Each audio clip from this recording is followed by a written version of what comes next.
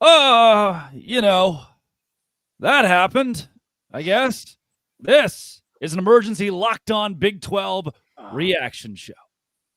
Where's the... You're talking ball with the Big 12 squad, sponsored by Game Time.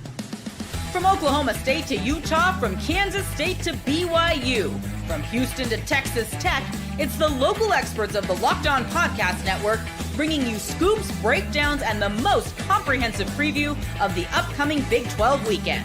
Buckle up, it's the Big 12 squad, and we have a seat for you. No hurt feelings and thin skin allowed. Squad up, you're part of the Big 12 squad. Happy New Year, everybody. Welcome into the Big 12 squad reaction show. Arizona State falls to Texas in overtime. Point number one, if you have a loved one who's a referee, know that they are harboring secrets that they're not telling you about. They are not a good human being. They're bad people. They really hate all things good and fun. I mean, we can start there. Look, number one for me, and we'll get there, I guess. We'll start here. Big for the Big 12. Like, that was just a proud moment for the conference. Proud of Arizona State, the best team to represent this conference. They are they did get in. I mean, that was a hell of a ball game. And then you go straight to that targeting call. Can someone here please describe to me what a targeting is? Well, I'm pretty sure if you looked up the definition, it should go right alongside that play right there. Like, I don't understand how that isn't targeting by definitional rules. It blows my mind, man. The only thing I can think of is they think of it like pass interference, which obviously is not the rule. But they were like, "Oh, tip ball. That clearly can't be a penalty. We get friggin' leveled head to head." Yes. ESPN's own rules expert Matt Austin's like, this is going to be, like he said, this should be called targeting. Like, their own guy in the booth, like, that should be targeting. No targeting. And Kenny Dillingham, the eye roll was the most masterful thing I've seen when asking for that reaction. To me, we invented the rule targeting, and it feels a little cheap to go in on this so early, but truly, I mean, that is 15 yards that changes the game. Arizona State probably lines up for a field goal that they likely miss, but they at least have the opportunity. They at least have the opportunity to kick a field goal there at the end of the game if this call is made. And when I go back, the kid is on the ground, knocked out cold. We invented a rule to protect football players and make them not on the ground, knocked out cold.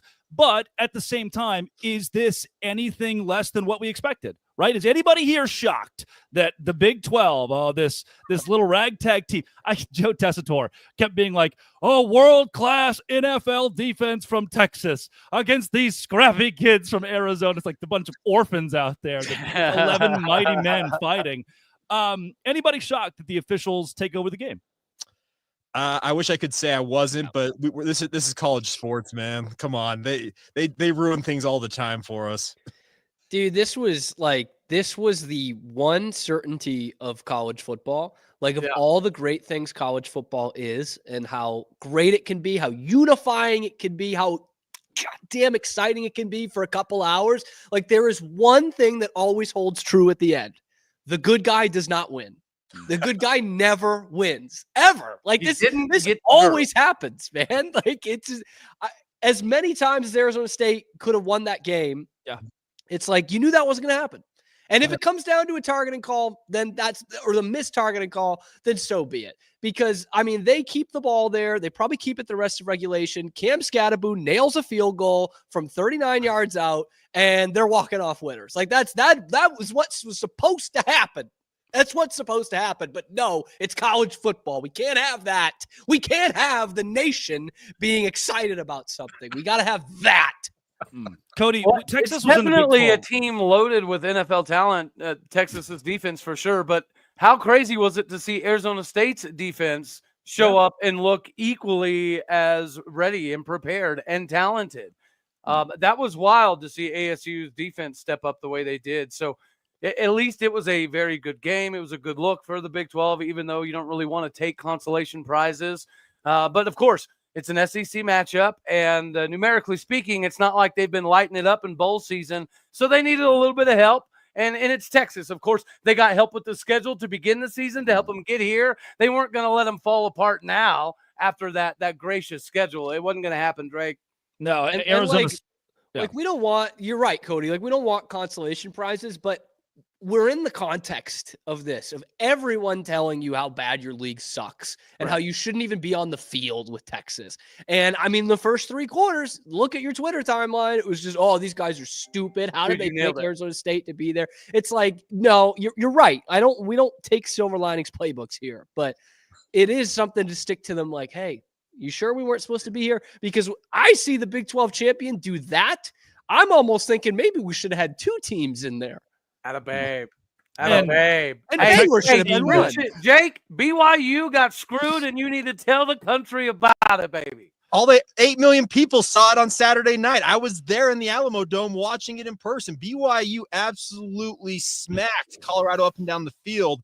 And Cougar fans, I think, have some righteous indignation right now about not being in this playoff field. The Cougars could have competed. What Arizona State did there showed that the Big 12 can hang. The tough part is they didn't pull it out. Now, the biggest thing, guys, besides the non-targeting call, why do you send the house on 4th and 13 and not even get anywhere near Quinn Ewers? Like, that's the other thing about this game is you had them dead to rights, and you send an all-out 8-man blitz and don't get anywhere near that quarterback. That one hurt as well. Yeah, I think on that play, you send everybody with the assumption that if you only rush 3 or 4, Quinn Ewers could run, and maybe he does step it up. That's 13 yards. 13 yards is a tough chunk of yardage to get. I mean, we were all getting texts of like, well, that's the ball game on 4th and 13 because the DBs of Arizona State played so well. That's one thing I want to go to analytically. We haven't talked a lot about the stats. At the end of regulation, it's 24-24. Texas had 15 total first downs. 15 total first downs. The Longhorns running the football 54 yards, 1.9 yards per rush as well. This was as masterful as Arizona. I was at no point here impressed by Texas. Special team, they have a punt return for a touchdown, and they win this football game by 7, 8, whatever, 8 points. Yeah. So there are moments early on where it's like, okay, light's too bright for Arizona State offensively. Cam Scatterbo does the whole, I'm done with this. We're playing a football game. You know, ESPN blows up this clicky headline where Cam Scatterbo says, I'm done, right? And from there, as soon as they catch on, that trick play, Scatterbo throws the ball downfield, down 24-8. And then both 2-point conversions go in. If Arizona State's offense shows up early on, they win this game. And Hatch, to your point, hindsight's 2020, but you rush your entire defense right there, and the top was taken off. You don't have the DBs that can put up for 7 hours, the length of this game, 7 hours with those Texas receivers. Yeah, and that's the thing about it is if you're going to send the house, you've got to get home. And trust me, I speak as a guy who's watched BYU try some pretty inexplicable things on defense and got nowhere near quarterbacks over the past few years. So, yeah. It's that play, besides the non-targeting, we've already discussed that. And that one, that drives me nuts because that's a textbook targeting call in my book every single day. But when you send a 4th and 13 all-out blitz, you got to have at least one guy get somewhere near that quarterback. But Quinn Ewers is at that point, when he's got all that time out there, as you mentioned, the defensive backs are Arizona State, they just can't hold up under that. And what a strike that Quinn Ewers threw for that touchdown. But gut-wrenching loss for Arizona State, guys. Like and you made a very good point, Drake. They looked like they couldn't hang early in this game. Remember when Texas scored in 2 plays? I was like, oh boy, like this could be a really long day.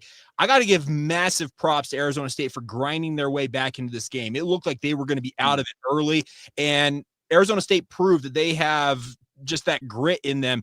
Cam Scatterbo chucking on the sideline in the 4th quarter and coming back in kind of epitomized, I think, everything that Arizona State put into this game. And Texas, they got lucky, guys. They got lucky in this one. If I honestly doesn't begin the year top 5 Heisman odds, then he's getting royally screwed from the get-go. Like, that's just a preposterous statement to assume that he would not be automatically in the top 5 to begin the season. I think the most impressive part about this for Arizona State was they bullied UT from like the middle of the 3rd quarter on. Like, if you want to talk about how much bigger and badder the SEC is and everything, it's like they did. I mean, UT manhandled them the first couple quarters. They had another goal line stand. It's like, oh my God, they're never going to get the ball in the end zone. And then Arizona State could run the ball. Like they I mean, you heard it on the broadcast. The Joe Tessitore show, I believe, was the name of that. Of that game. Yeah, but it was. Like, these guys, most of these guys have not played into the 4th quarter in a while. Arizona State's on a run of blowouts here, and they didn't play in the first round like UT did. And so that's like advantage Texas big time. And it was not an advantage. That's why where this game was turning, I was like, I don't know if Texas can hang with them. And it's kind of like going back to that 4th and 13 is like, you gave him a lifeline there. Like, this is not an impressive Texas offense. Quinn Ewers is not on his best run right now. He made some big plays at the end of the game. I got to give it to him. God, but at the same time, I want to that interception he throws is dog water. Yeah. I mean, I've never once seen Quinn Ewers. He enters overtime, 1 touchdown, 1 interception. That touchdown came with like 8:30 to go in the first quarter, and then he just goes dark. I have never, I don't think, watched Quinn Ewers and thought, man, what a dog. Like, I don't. Sam Levitt was a way better quarterback in this game. He was the dog at the end of the game. Can't continue. I'm sorry. Yeah, Quinn Ewers is QB1 of Vibes FC. Like, he's just got good vibes, man. We didn't see a lot of McConaughey today, by the way. I don't know if we saw a single McConaughey sideline shot. It's incredible that we avoided that. We got plenty of Tessitore, but we did avoid that. Like, I mean, it's not that Quinn Ewers is a bad quarterback, but he's just so, like, bang average, man. Like, he just is. And he's had, I mean, it works when you play at UT, right? You had a great offensive line most of his time here. He's had some NFL receivers. But this Texas team just really just won a playoff game with, like, one good unit today. That defensive line. I mean, that was the only unit that outperformed Arizona State over 4.5 quarters. And even then, Cam Scatteraboo like suplexed himself in the end zone. Yes. Right. That's Big 12 strength, baby. Yes. There's a decent amount of hold my beer moments for Arizona State today. And that's, I think, one of the biggest takeaways for me is, again, we're not taking consolation prizes, but when it seemed like we were going to have another conversation of how the CFP committee got it wrong and none of these games were competitive, it felt like that was happening. And you guys alluded to it earlier. According to social media, the jury of social media, the game was over. The Big 12 should have never been here. So it was amazing to see some of that kind of go silent there towards the end of the game. But the crazy part is, after the beginning, you wanted it to be competitive, right? You wanted the Big 12 to have a good look and make it competitive. But then when it goes down the way that it does, it's almost more soul-wrenching when you do make it that close and take it to overtime. And it felt like Arizona State was hanging on in moments they really shouldn't have been. So that makes it even more heart-wrenching when it doesn't kind of in the way we want.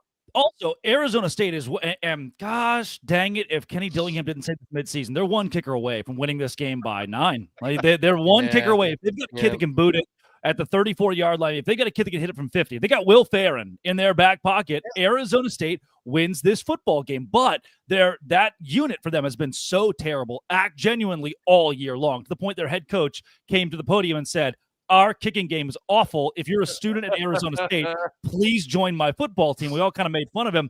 He lost the college football playoff because of it. Like, he could not have been more spot on that they're Texas wins this football game, sure, in the end, but Arizona State is a kicker away. As much as I say that poor Texas kid sucks. Auburn, yeah. I mean, yeah.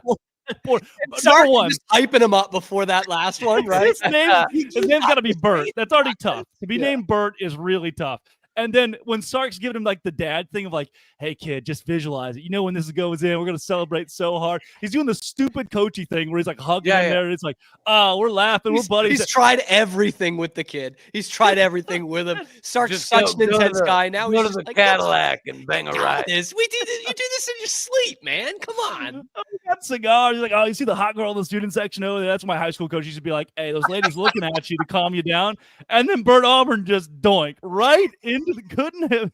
There were so many points in the game where you thought, this is over. That's going to do it. Texas gets the ball back there late. They're driving. And those 2 missed field goals, they were the best moments of my entire life. And Cody, you said it. The fact that this ends in a loss is really the only bad part of my day, because every other part of this game rocked. Yes.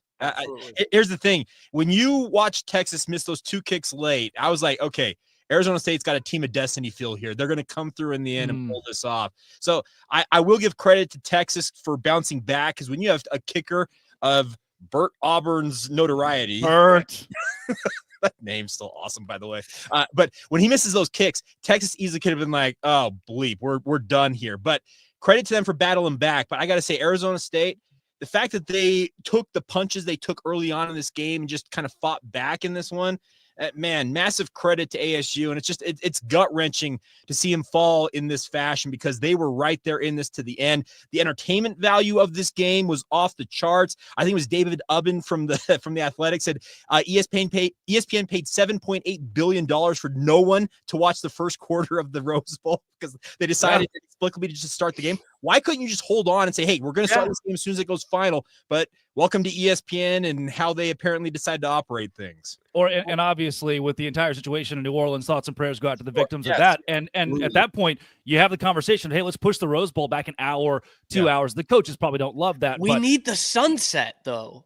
Yeah, you'll still get Drake, we need the sunset. And ESPN I don't even know if that stadium has lights. That place is a dump. I've been there. The Rose Bowl has lights. I've been under the lights before. I can say that Pasadena is a dump. Also, the Rose Bowl stadium. Can I bring up too that yes, you can, Cam. Yes, you can. I think in the fourth quarter, Sark might have lit something under Arizona State. I think he disrespected Arizona State in the fourth quarter because may I take you back when Texas finally scores a touchdown for the first time since the first like 6 or 8 minutes. Yeah.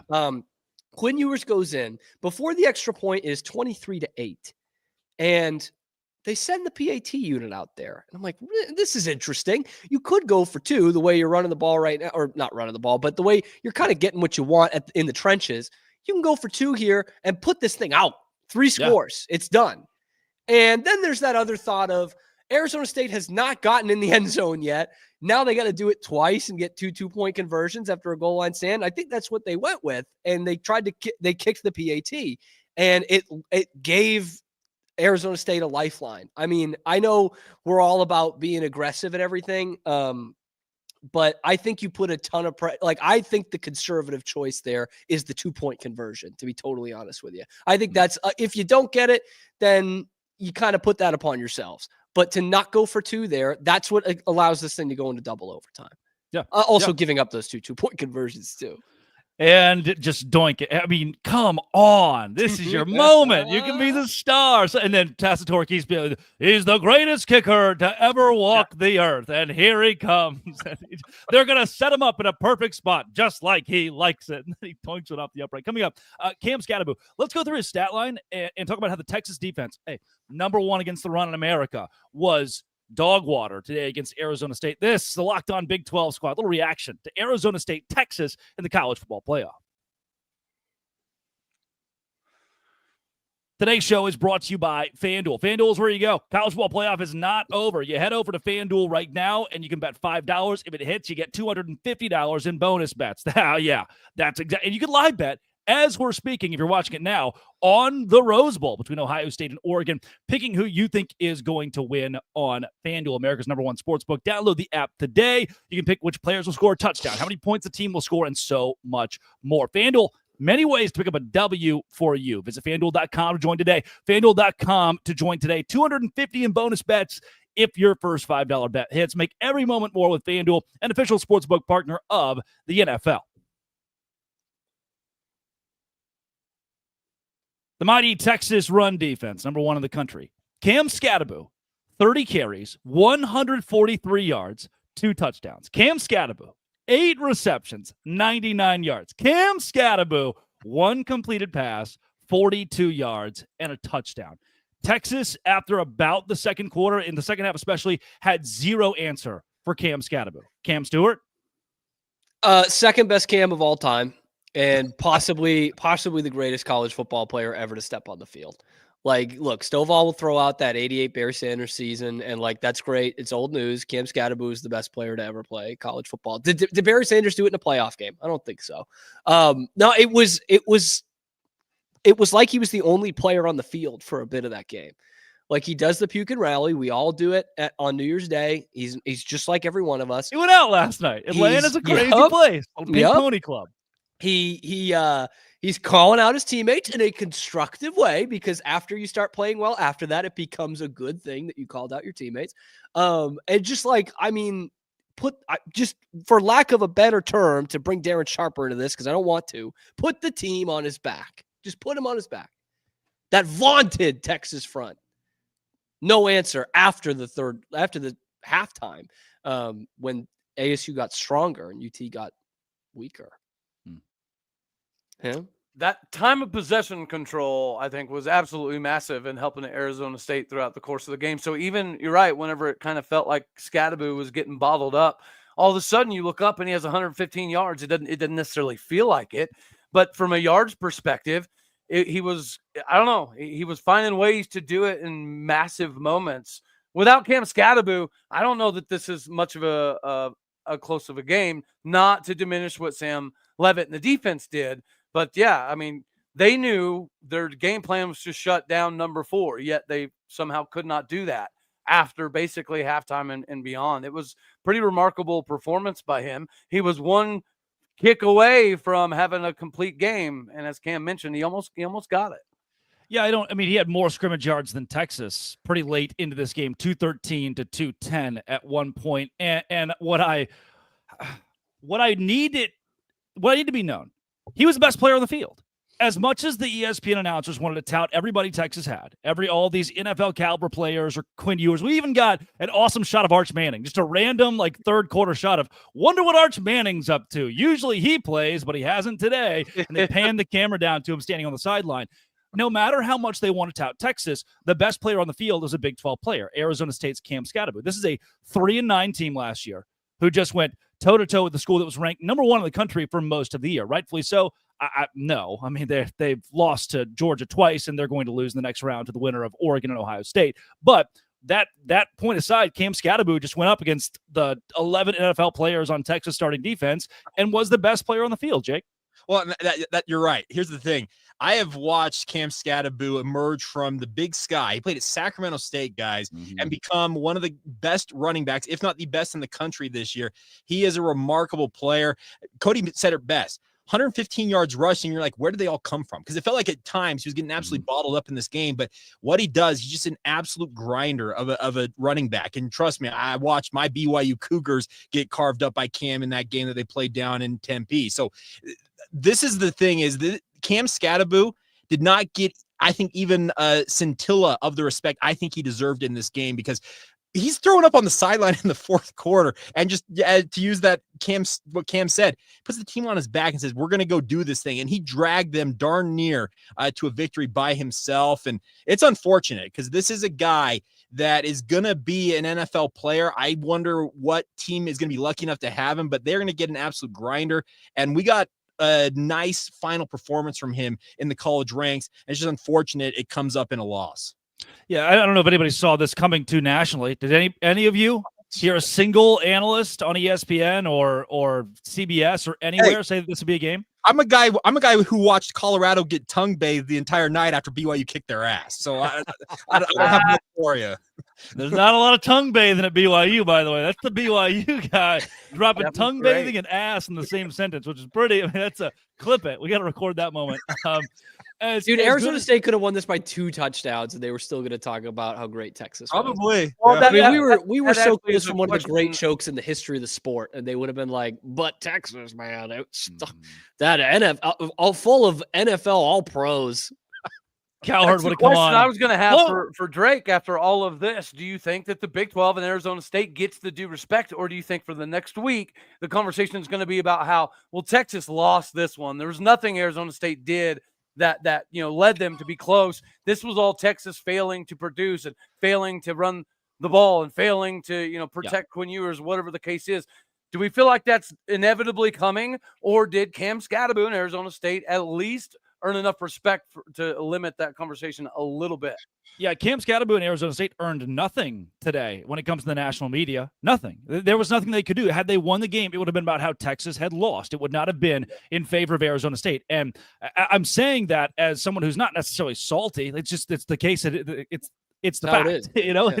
It's the case that we're dealing with in college football right now, where ESPN has a vested interest in the SEC more than anything else. They want Texas to win, as they should. When you're investing in Home Depot, you want Home Depot to succeed. The ESPN god of college football has invested so much in the SEC. They want them to win. That's what they're doing. And so I don't believe that Arizona State's going to get any more tout. And 19-6. At one point in this game, Arizona State 19 first downs, Texas 6. The Horns were 1 for 6 on third down, had 128 total yards, 14 rushing yards to Arizona State's 147 rushing yards, 303 total yards. Those numbers show a blowout in favor of Arizona State, and maybe they do. If not for the punt return touchdown, maybe they do. If not for them not having a kicker.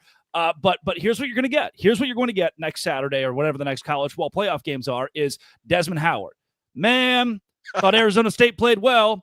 But back to Ohio State against Texas. Here's what I think. That's what it's going to be. All you're going to get is just a one-off comment. Not Nick Saban, not Pat McAfee, not one of those, especially not Kirk Herbstreit, will say a damn word about Arizona State.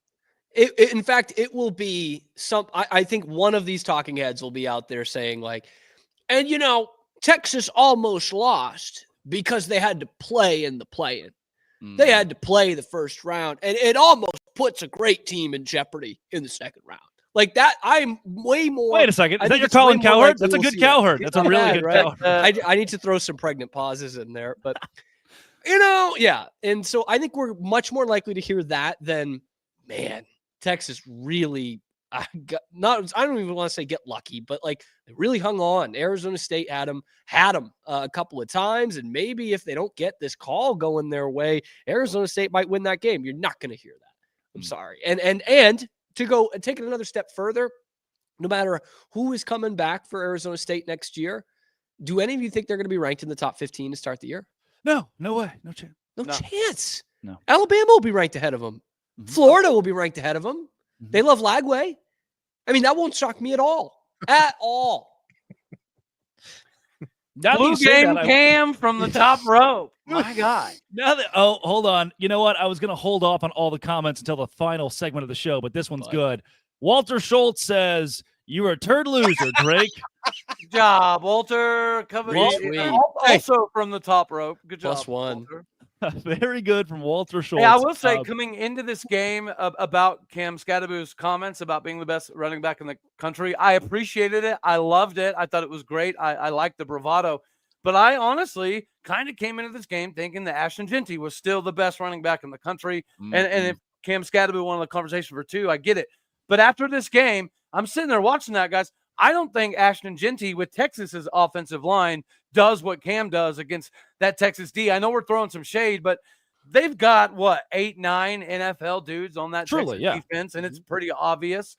So I don't think Ashton Jeanty would have done near what Cam Scadaboo did today. He needs to just continue to matriculate up people's favorite running back in the country list. Cam kept it close. Yeah, he couldn't do that. The one thing about Cam is he is like the everyman running back. You watch him play and you're like, wow, that guy just gets it done. He's a fun player to watch. He just churns his legs. That touchdown late, I know that his offensive lineman helped him get in the end zone, but he took on a 330-pound nose tackle and essentially just said, yeah, no way. I'm not going down here. We're getting in the end zone. And it just showed the heart this guy has, because he was throwing up 20 minutes before that on the sideline. I really love how the sideline report, was it Rutledge? Was it Laura Rutledge? It wasn't Rutledge. It was Taylor. Trust me, I would remember if it was Laura Rutledge. It was not.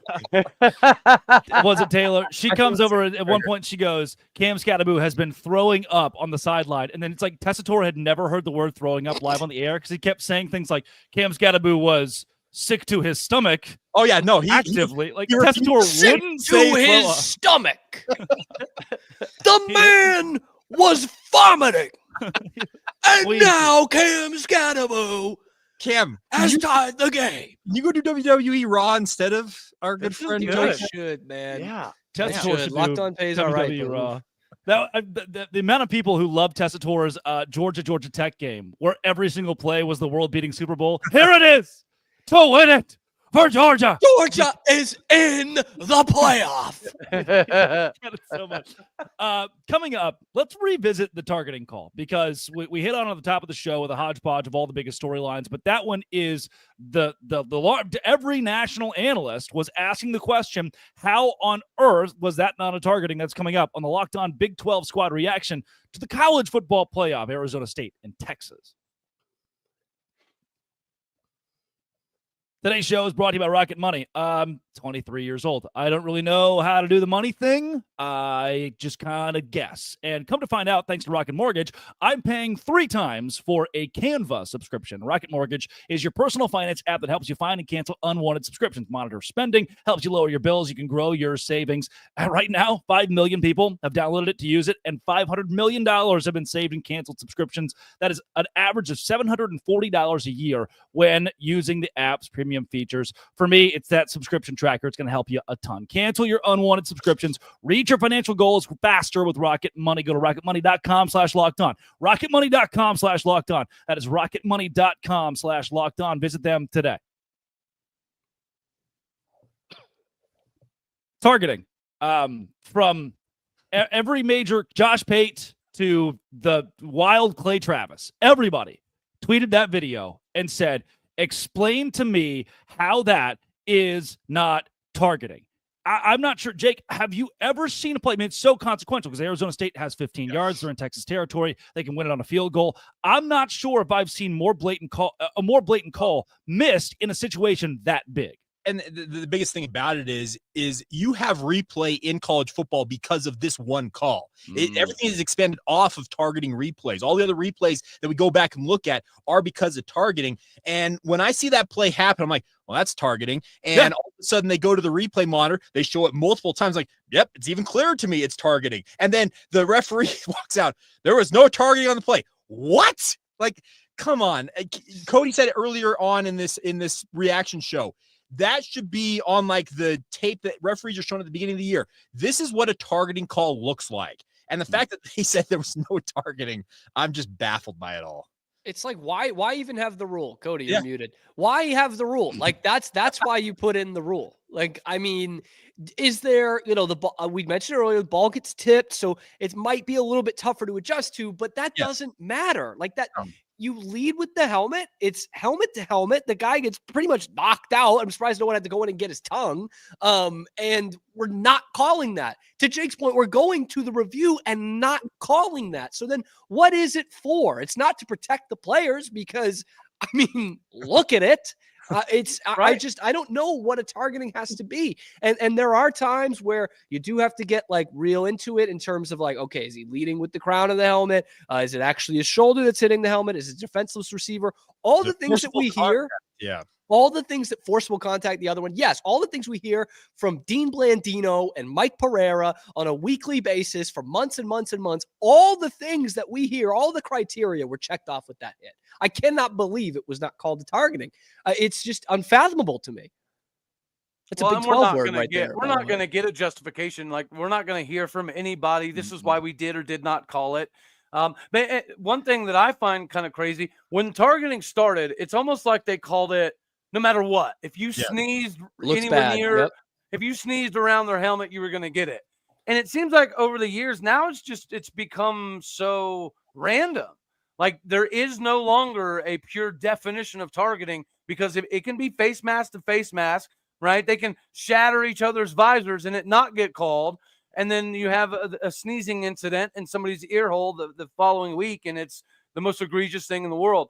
Like, I just do not understand why we have rules, and we have these rules experts that talk live during the game like the Blandinos, and they walk us through it to make us feel like we understand what's happening, and then nothing gets called, and we don't – I don't know, man. I feel more unintelligent the more I watch football. Like, I thought I understood some stuff, but now I don't even know anymore. That is the kind of hit that I change the channel quickly so that my girlfriend doesn't see it and doesn't let our kids play football. Like that's the hit. And for that to not be called a targeting is just, it's crazy to me. I know you don't want to put the game in the ref's hands, but like that is what it's there for. We're not talking about a ticky-tack PI. Like it's another recruiting benefit that the SEC has. Come play in the SEC where targeting kind of doesn't exist. Get away with it. Well, here's the, in big moments, it doesn't exist. Oh, there you go. Think about the circumstance that hit came in. That's the thing about this that drives me bonkers about it is that I think the crew, speaking the officials on the field, also the people up in the booth who are looking at this, you can say that there's no bias. No, bias exists in everything. And they're thinking about the circumstance that this call comes in and like, man, do we really want to make this call in this circumstance? Right. Well, you didn't make the call, even though it looked like it was a textbook call in my book. That's why the rule was invented. Just don't have the rule then if this is one that we're not going to call. There will be Texas fans who say, oh, well, that wasn't the difference in the game. And to an extent, sure, I guess it's a true statement overall. But in that moment, you're given 15 yards. You're in Texas territory. You're running the ball down Texas' throat. You got a minute 30-ish to work with there offensively. You can put yourself in a position at least for a field goal. And maybe the field goal doesn't go in. Thank God it wasn't Burt Auburn. Yeah, if Burt doesn't doink that at the end, like, oh man, talk about the controversy there. But the kid loves to doink. What can I say? He does. He does. The year of the doink. Watch, I've got a BYU guy here. No. BYU doesn't do anything of the sort. Let's be real. Doinking? No doinks. Never heard of her. No doinking. No doinking in Salt Lake. Gosh, I just that puts you in such a solid spot to go win the game. And Sam Levitt had finally caught fire. It felt like Texas defensively couldn't get pressure on Levitt as much. He was running the football well. You saw that again in overtime.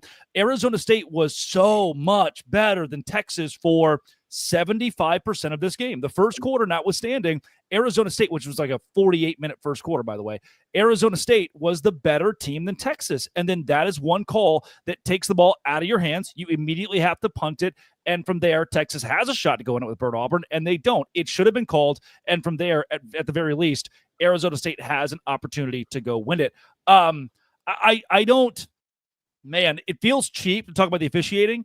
But Cody, I know we've talked about this in squad shows before about how you don't want the officials to decide the game at the end. If it's a PI call, ticky-tacky, that probably hold the flag, right? It's got a felony. Not you, Cody. You, Jake. Felony, not a misdemeanor. Remember the BYU-Utah game? That was the big point of conversation. Pass interference, no pass interference. I think that's a lot different than a targeting call that these guys could have reviewed for 6 minutes if they wanted to.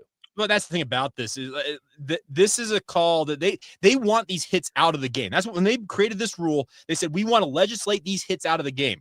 That kid was on the field with the trainers, and I'm not sure he even knows where he's at right now. Like he got absolutely clobbered.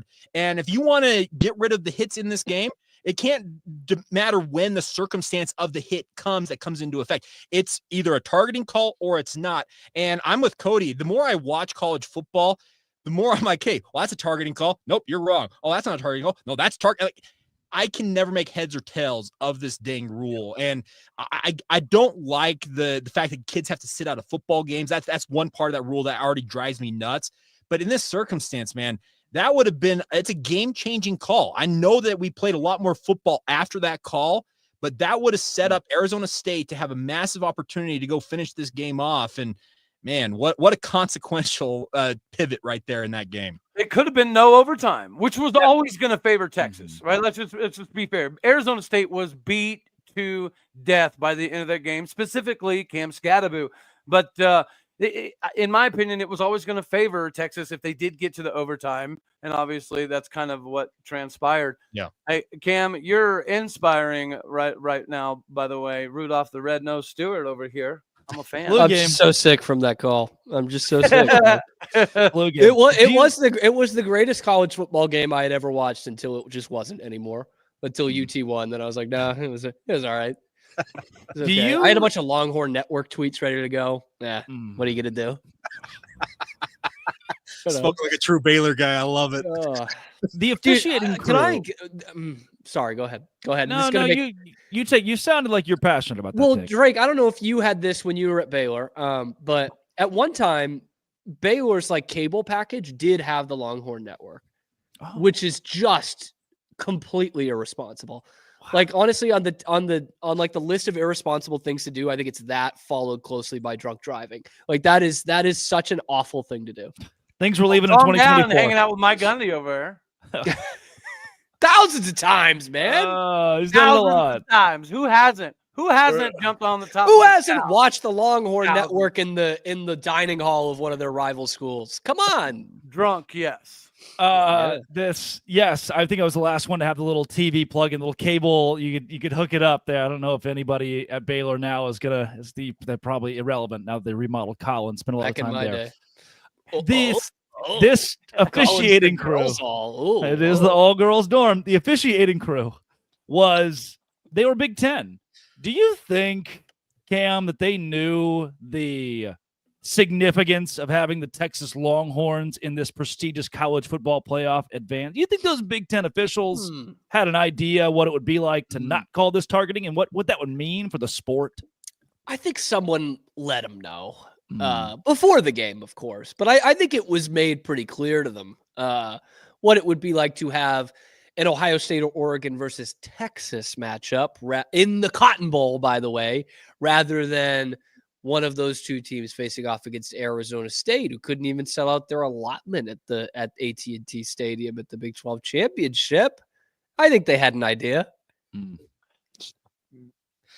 We had the People's Big 12 championship Saturday night and an out game. So, by the way, BYU beats Notre Dame. By the way, ooh, look at you go, Cam. Texas and maybe Penn State.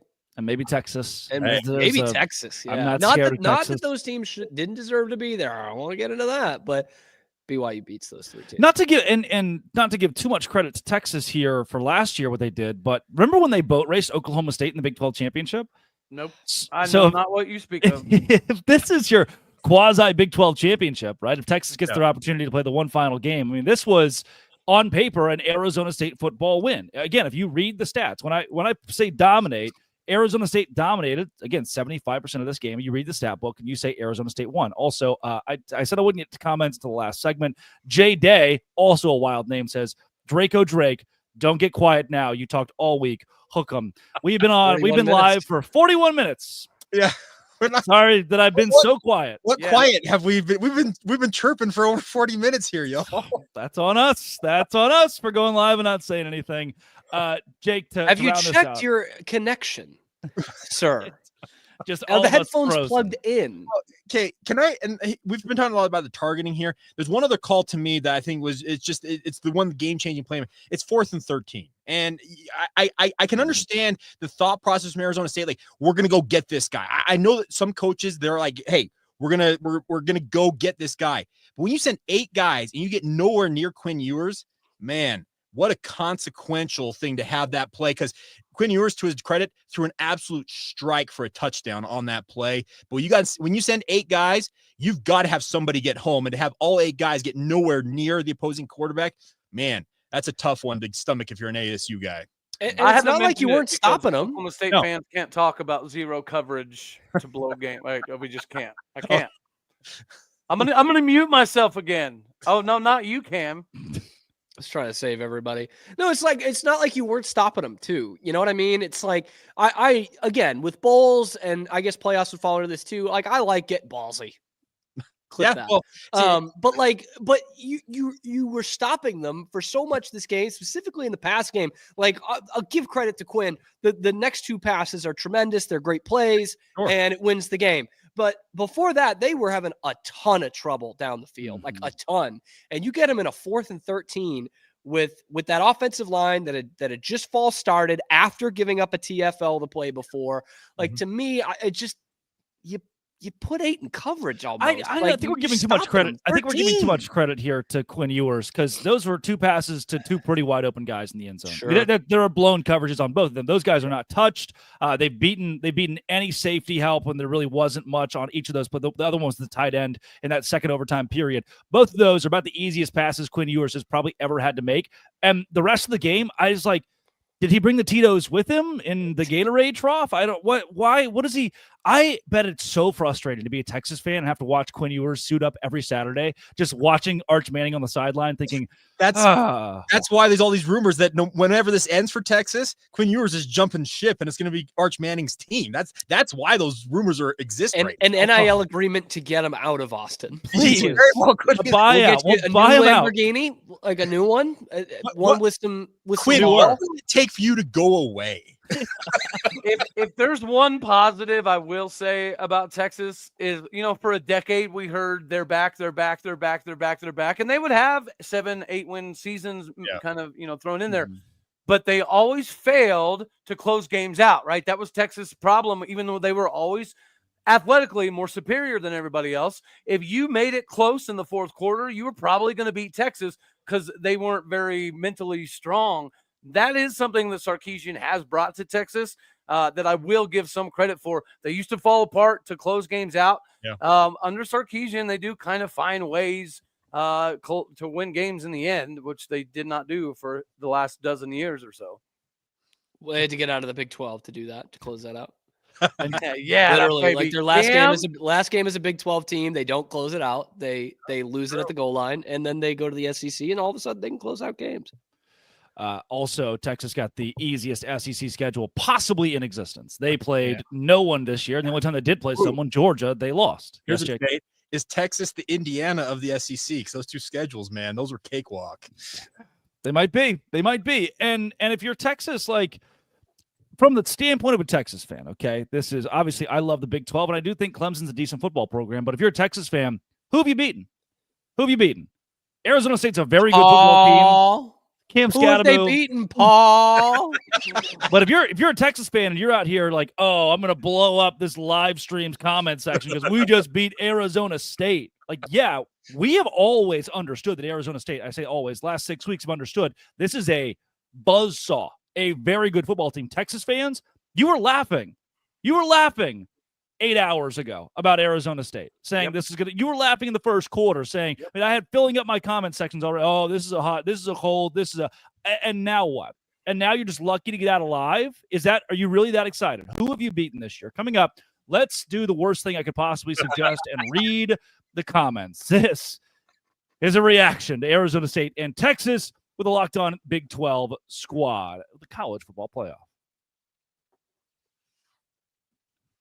Before we get to those comments, many of which will make me lose even more brain cells, and I'm running out, today's show is brought to you by FanDuel. FanDuel's the number one spot to go. Right now, if you're watching this live, Oregon, Ohio State are on. You can bet on Oregon live at FanDuel.com. And if your first $5 bet hits at FanDuel, you get $250 in bonus bets. That's right. NFL playoffs, NFL regular season, college football as it wraps up. There's no better way to pick up a W than going to FanDuel. You can pick which players will score a touchdown, how many points each team will score, and so much more. Visit FanDuel.com to join today. FanDuel.com for your chance at $250 in bonus bets. Make every moment more with FanDuel, an official sportsbook partner of the NFL. Visit FanDuel and do it today. So the comment section has been absolutely blowing up. And let's start here. Incoming 2 says, one statement made after Clemson game by ASU fans being better than Clemson. I totally agree now. Can we solidify that the Big 12 should be placed way higher than the ACC, especially given their bowl performance? At this point, that feels objective. Yes. Yeah. Well, you could even right now say the AAC should be considered above the ACC, and that would be a valid statement. At Mike Oresco wants to pay you some extra money there, Cody Stovall. All right. Nice. I think the Big 12 has solidified itself, even with, I was about to say even with Florida State and Clemson, but holy hot mess Florida State was. The ACC is not a Power 3 conference. Got it? Good. Yes. That'll get them. There? Huh? They'll like that.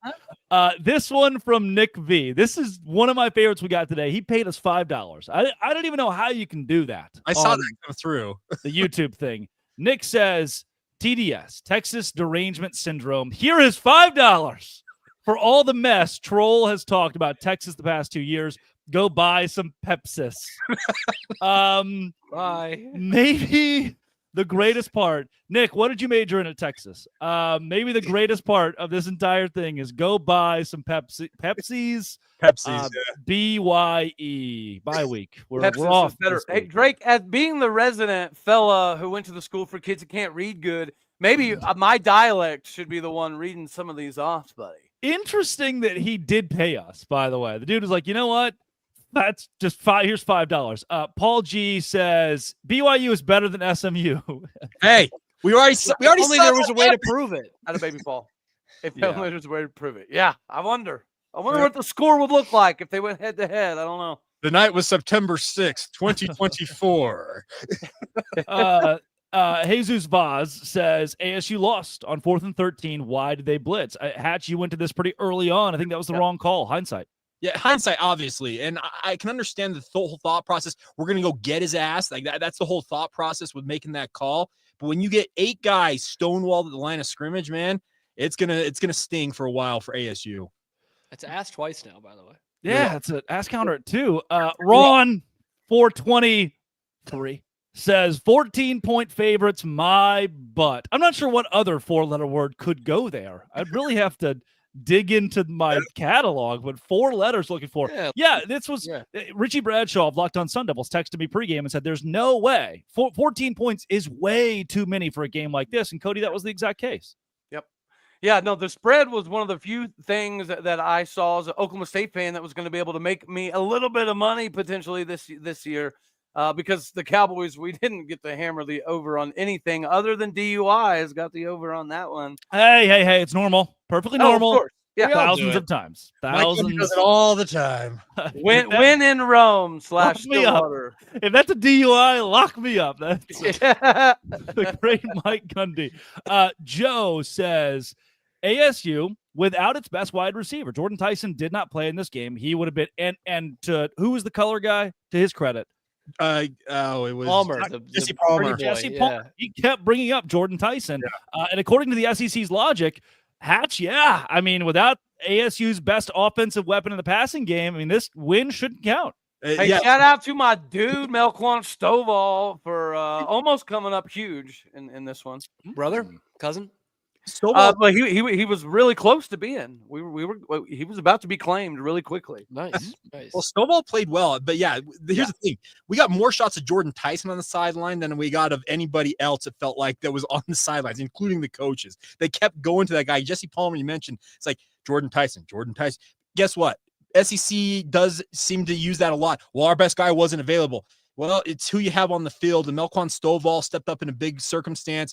Came so close to pulling off a pretty monumental upset. But going back to your point, that 14-point spread, that was straight disrespect. That's the SEC bias that's inherent in all of this. Is this Big 12 upstart, because we had Joe Tessitore, these plucky little underdogs from Tempe, Arizona.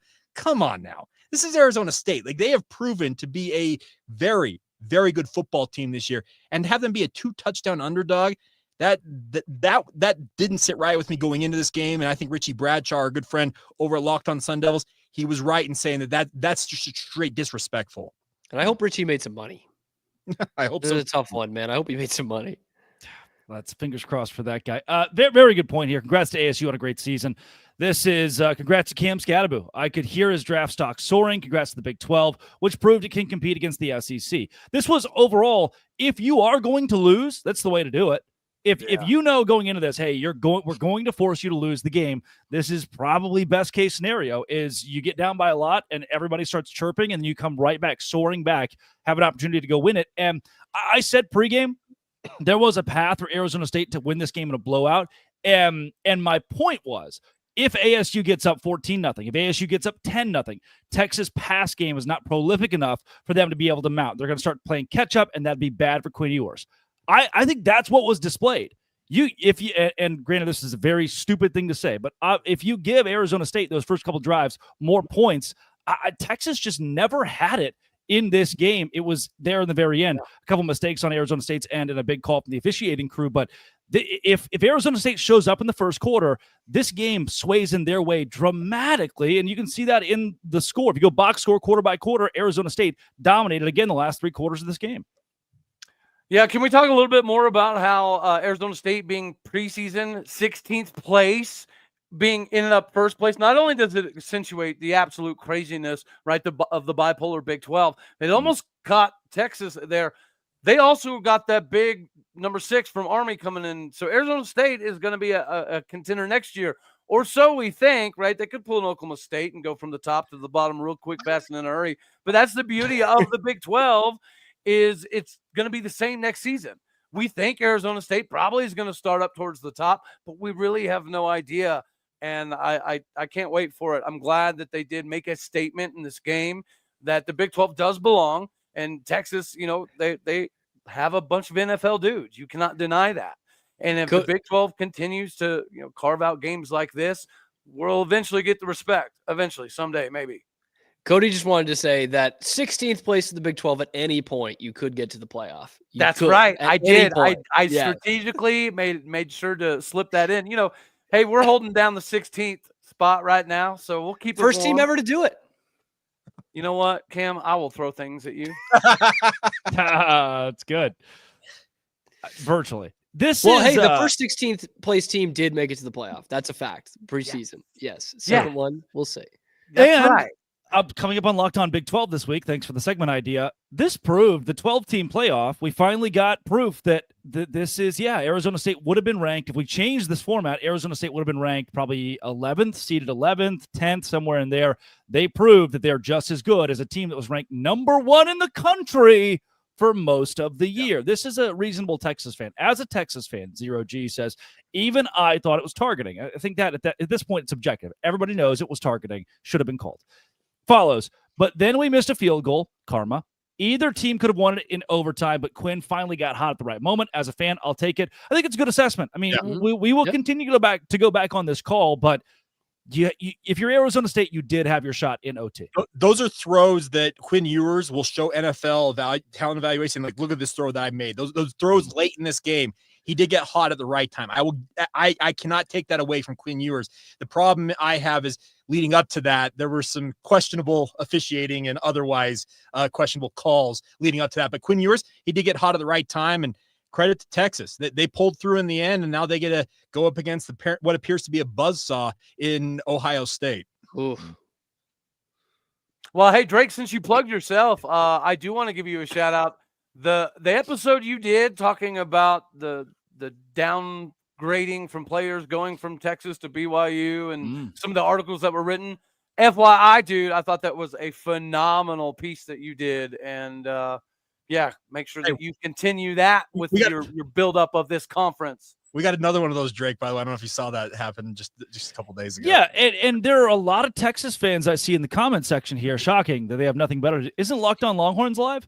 And a lot of those cats are talking about how strength of schedule for Texas was so much better than Arizona State. One of the big metrics for strength of schedule is your player grades, your player evaluation. That's how you grade a lot. It's like preseason, you're the number 9 team in the country. Why? Because you have X amount of athletes that are graded 4-star or 5-star or have this 24/7 rivals, ESPN. And some of those are paid to, like, you're paying for your grade. A lot of times money's involved in this. And the other thing is, if Georgia offers you, you're boosted. I've seen it with a ton of BYU guys, Baylor guys. BYU's the first one there. Oklahoma State's the first one there. The second Ohio State offers, they're magically a 4-star now. Yep. That's weird. And in the portal, we just watched Colorado, Mikael Green. He transfers from Colorado to Alabama, goes from a 4-star 90 overall to a 4-star 90 overall. But then BYU brings a kid in from Alabama to BYU. He goes from a 96 overall per 24/7 to a 95 or 85, I should say, overall. Yeah. And that factors into strength of schedule. So Texas, truly, what we just saw, Arizona State would have beaten every team that Texas beat on their schedule this season in the SEC. And I do think that should be taken into account, that strength of schedule is based on a fake metric people are paying for, and that random analysts are judging what your strength of schedule actually is. Vancouver Landlord says games shouldn't have been close. Yeah, I mean, I'm reading the box score here, and the Texas Longhorns had 17 first downs to Arizona State's 29, so you're right there. Texas 5 for 13 on third down. That's not very good. Texas 53 rushing yards. So, guys, I would agree with Vancouver Landlord. This game should have been close. Arizona State probably should have blown it out. Yeah, guys got to be rich, man. Vancouver's an expensive place to live. It is. That's all I got to say. Thank you. My God, dude. We got more money coming this in. Ohio State game. Whew. Do we have more money? Oh, from Bees. There it is. Bees. Scatterboo won the Peach Bowl MVP. Shout out to him. Thank you, Bees. We all get a quarter. Yes. Babe. We did it. That's I don't think that's how that works, but yeah. Yeah, I'm not sure if we could speak highly enough of Cam Scatterboo. That was from the Arizona State standpoint, and whether or not the Big 12 can compete with the SEC. That's the biggest takeaway for me, is Cam Scatterboo being a man amongst boys. He made Texas look small and puny and tiny, not only throwing the football, but also running the football. Yeah, it's nice to know that a Big 12 member won the Heisman Trophy. It's even better to know that we should have had another dude at least sitting there in New York that should have got pretty close. Because, again, Ashton Genty, does he do any of that against that Texas defense? I don't see how. He dang sure doesn't do it with Boise State's offensive line. No. Before we wrap this thing up, I just looked at the score for the first time. Is my $50 bet on Oregon not? Yeah. It's not Jimmy gonna hit? Carter, brother. It is. O.J. Whoa. Simpson, Whoa, Cam. Yeesh, man. Carl Weathers, just Oh. that is wow. What is Should happening? Michigan have been in the Pasadena? playoff? Oh, Cam, come on, man. Alabama this is should have been brutal. in, and Boise and BYU should have sniffed it. Alabama should have been in. So with this, we not only get to see UT win a game, but now we can't hold over Oklahoma that Oregon was going to win the national championship with their quarterback that they ran out of town for a guy that left a year later. Yep. We can't even have that. Yeah. Like, this is college football. Is that game really that far out of hand already? 31-0. Oh my! Yeah, we're That's what I said. almost halfway through the second quarter. Almost. Jeez.